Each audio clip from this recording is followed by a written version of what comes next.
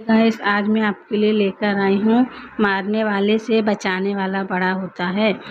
गौतम बुद्ध को हम बहुत अच्छे से जानते हैं, जिन्होंने बौद्ध धर्म की स्थापना की और उन्होंने लोगों के जीवन में ढेरों बदलाव लेकर आए थे। यह कहानी भी उनके बचपन की है, जब वे छोटे थे और उन्होंने गौतम बुद्ध के नाम से नहीं बल्कि सिद्धार्थ के नाम से जाना जाता था। उनके एक चचेरे भाई भी थे जिनका नाम देवदत्त था। चलिए जानते हैं इस कहानी के बारे में। राजा सिद्धांत के महल के पास एक उद्यान था, जहाँ पर राजा सिद्धांत बैठकर प्रकृति का आनंद लिया करते थे। एक दिन जब वह अपने बगीचे में बैठे हुए थे, तभी एक घायल हंस उनके पैरों के पास आकर गिरा और उनके शरीर से एक तीर लगा हुआ था। उसे देखकर यह प्रतीत हो रहा था कि किसी शिकारी उनका शिकार किया है। हंस को तकलीफ में देखकर और उसे यूं ही फड़फड़ाता देखकर राजा सिद्धांत का दिल पिघल गया और उन्होंने उस हंस की सहायता करनी चाहिए।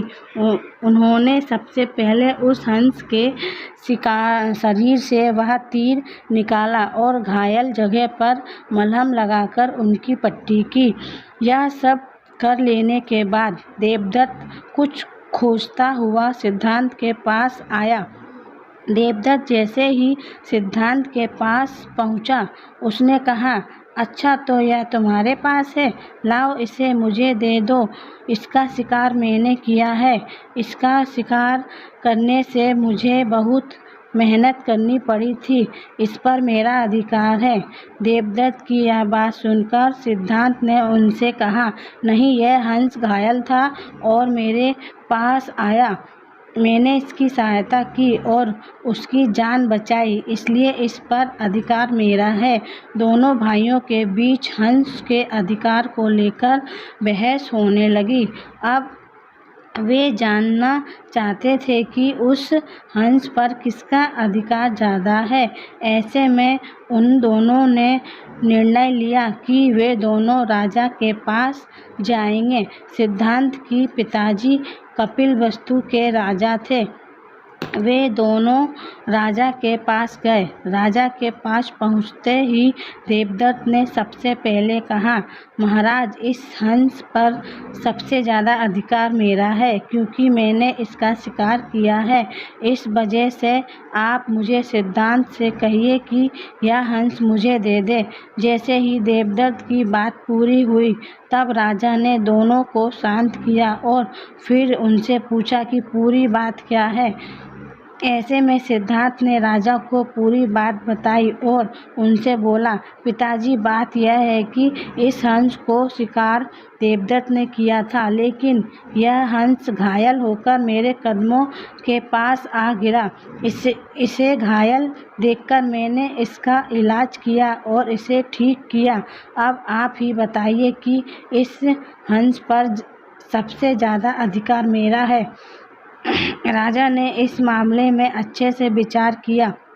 विचार कर लेने के बाद उन्होंने सभा में सबसे एक बड़ी बात कही और वह बात यह थी कि मारने वाले से बचाने वाले का अधिकार सबसे ज़्यादा होता है। इसलिए इस हंस पर सबसे बड़ा अधिकार सिर्फ और सिर्फ सिद्धांत का है, क्योंकि उसने उस हंस को मारा नहीं, बल्कि उसे घायल देखकर उसका इलाज किया और उसकी जान बचाई। राजा के ऐसे कह लेने के बाद देवदत्त को बात अच्छे से समझ में आ गई।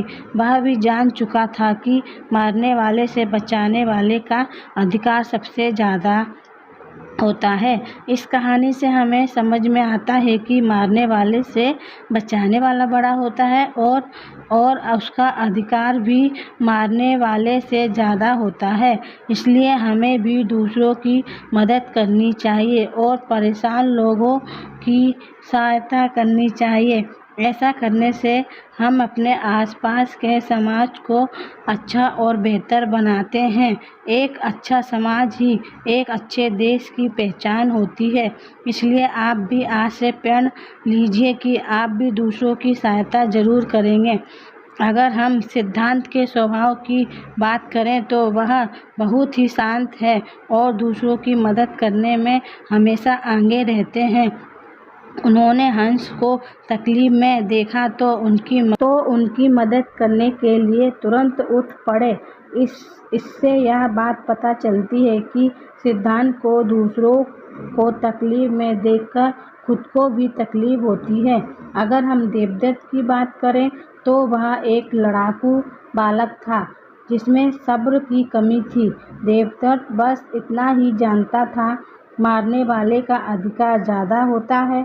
वह जीवों को मारने में संकोच नहीं करता था, जो कि गलत है। वह सिद्धांत के विपरीत था। अगर आपको ये कहानी अच्छी लगी हो तो प्लीज़ लाइक, शेयर और सब्सक्राइब कीजिए। जय माता दी।